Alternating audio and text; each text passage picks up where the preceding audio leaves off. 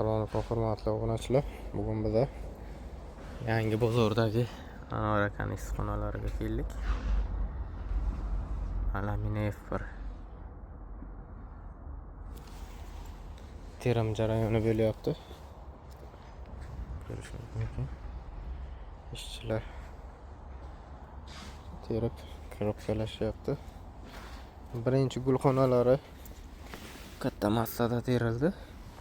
Endi navbat ikkinchi gulxonalariga yetib keldi.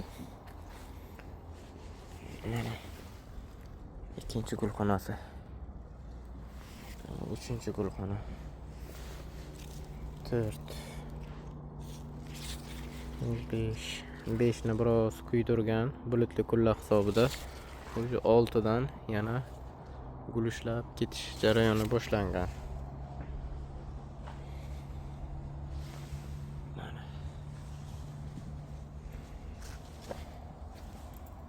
Hammasi ko'ngildagiday.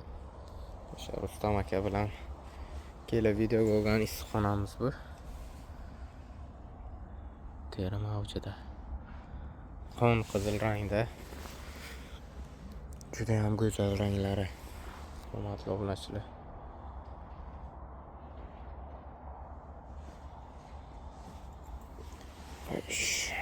Hoppala.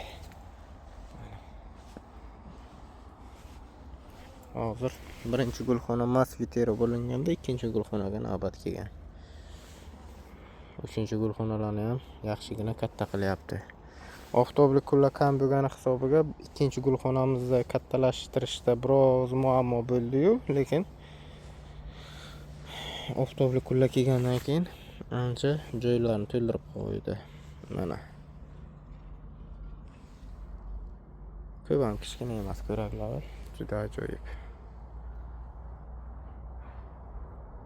15-oktyabrda ekilgan, bugun sana 17-mart 2026-yil. Bugungi holati. Ancha oldin terim jarayoni bo'lish kerak edi. Biroz terimni to'plab yaxshiroq kattaroq massa beramiz deyishdi. Shu uchun qizargan pomidorlar anchagina. Inshaalloh bugungi terimda palagimiz ancha yengil bo'lib, bor kuchini tepaga beradi. Pomidorlarimizni keyingi bosqichda yerga yotqizishimiz kerak. Shu uchun tez pishirib olishimiz kerak, hurmatli obunachilar. Tepalarda ham o'sha chikankadan keyin ko'rishimiz mumkin. Zakoni qilib, gullarni ushlab davom etib ketyapti. Bizda buguncha shunaqa gaplar.